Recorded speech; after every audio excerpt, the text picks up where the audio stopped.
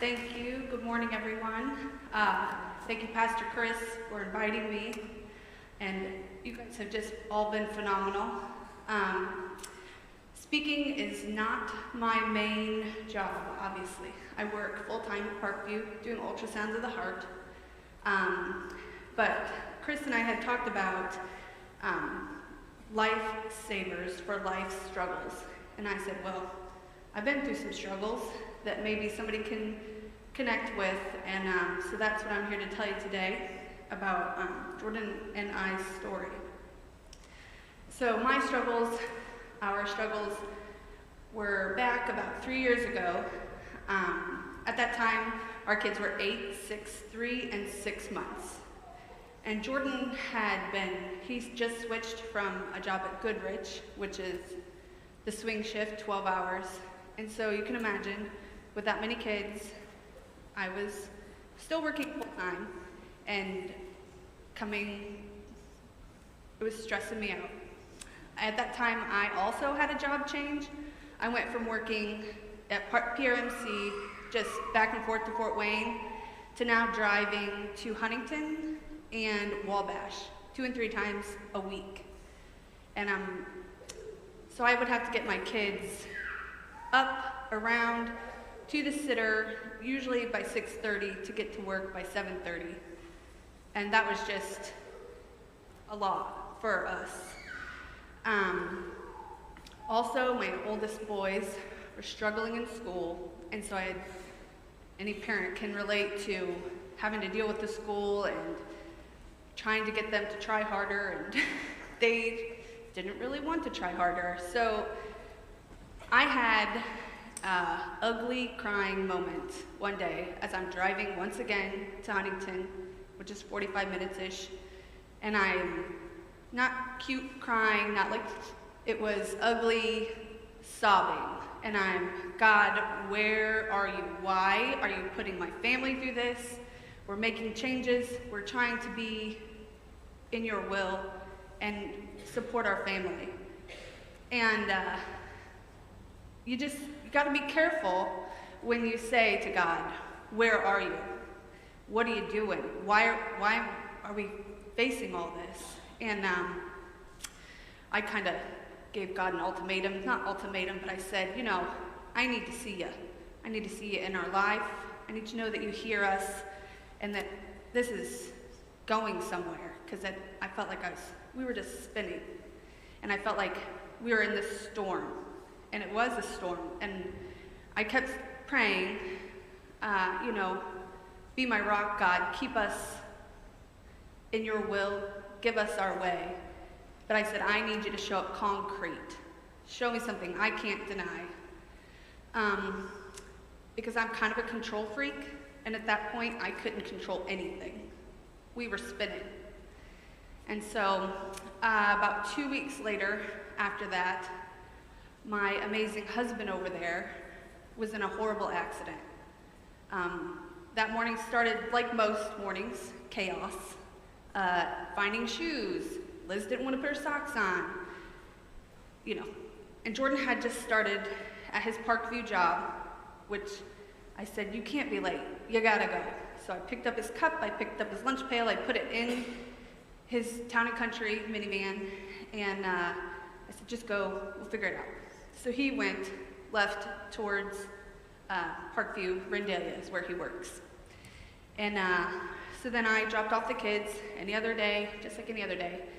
And then as I'm at the corner of 27 and Adams Street in Decatur, I see 2 state highway patrolmen flying north. I'm like, oh, something's going on up there. And I said a prayer. And I said, God, I don't know what's going on up there, but be with those people. Because obviously if they need an ambulance that quick, or cops, then something's happening. Lo and behold, it was for my own husband. The next slide will show you, it's a little bit hard to see, but that's his Town and Country van in the middle of US 27. The 2 northbound lanes, he was traveling north behind a disabled fire truck, and they had gone into the left lane to pass some slower moving traffic, and the fireman had seen this truck coming at him and was able to get over just in time, but that left Jordan no time to avoid this oncoming truck. So I got to Huntington and my phone rings. Hey Janelle, this is Brad, Jordan's boss. Have you seen him? He's not answering his phone. And I'm like, no, he left before me. He should be there. It doesn't take as long to get to Randalia. And he said, well, he's not here and he's not answering. So I'm calling hospitals, calling the sheriff's office, calling anyone I could think of. My mother, Mom, Jordan's gone. We can't find him. We need to find him. So eventually, I got a hold of the sheriff's office and they said, you know, what was he driving? I said, our minivan. He said, well, he's been in an accident. You need to get to Lutheran Hospital as soon as you can. We had to cut him out and his legs might be hurt. But he was talking when he left. That's what they told me. He was talking when he left. That's it? That's what you're telling me? Yes, you need to get to Lutheran. Okay, fine. So I hadn't been going to Huntington that often, or that long, but I was not quiet about my freaking out, can't find my husband. So all the people at the office had started coming in, and I just remember hanging up the phone. I said, I need to get to Lutheran. And my now very close friend, Debbie, goes, my name's Debbie. I'm going to drive you to the hospital. And I went, okay, Debbie, thanks. And then they just went down the line. My name's Jill. We're going to follow you. We'll get your van. We'll get everybody back to the clinic. I'm like, okay, great. And then Debbie said the most amazing prayer before we got to Lutheran. She goes, Janelle, you don't know what you're getting into, because if it was this bad, we should pray. So this woman, God sent, prayed with me before we got there. Here, while we were at the hospital, some of the EMTs came up to meet us, and we got these images.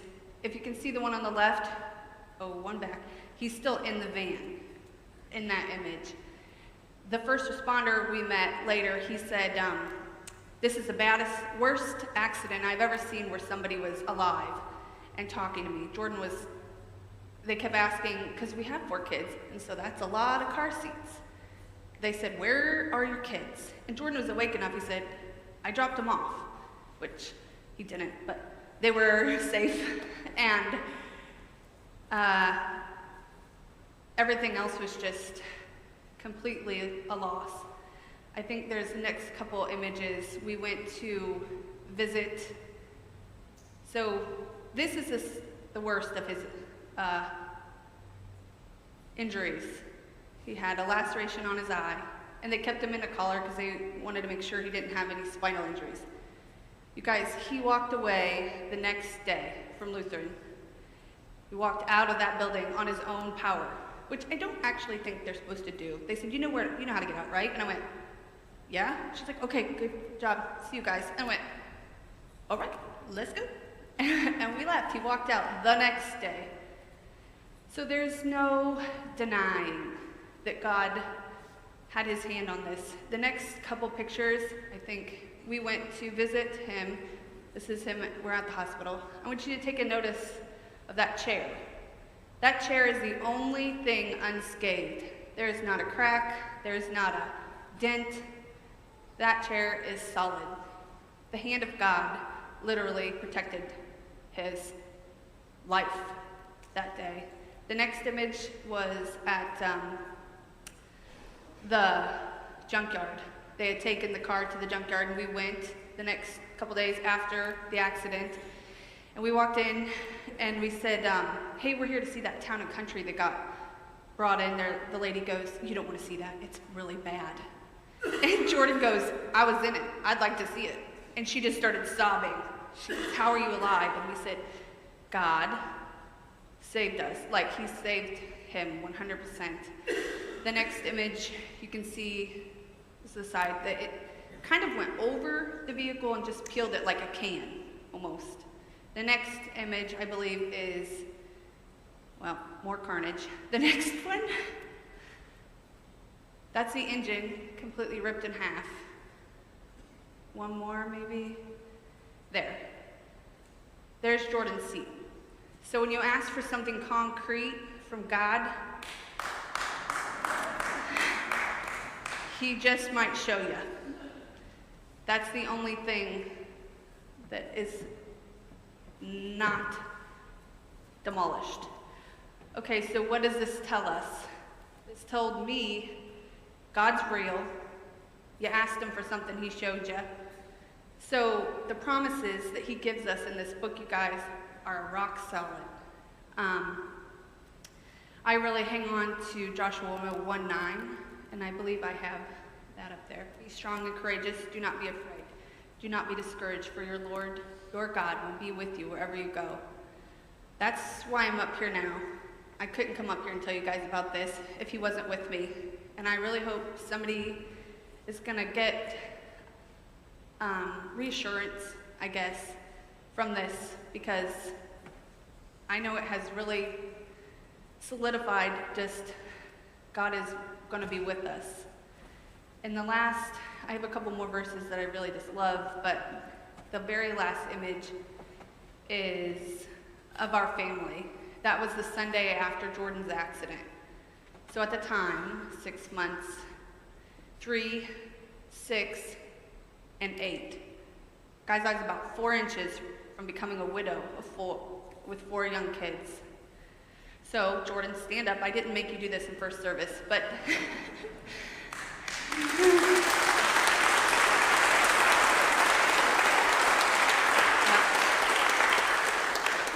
we have a walking miracle here, folks. And Jordan likes to say, Janella, God didn't run me over to prove a point to you, but it happened. So we're just going to take it. So I just want to encourage everybody to find a life verse and hold on to it with everything you can, because it's true and it's solid and it's going to get you through any struggle, any storm. It has for us, and I changed my life. So I believe that's it. I thank you guys for allowing me to come and let us be a part of your amazing church. This is gorgeous, and everybody has been so kind, and I thank you very much. Thanks.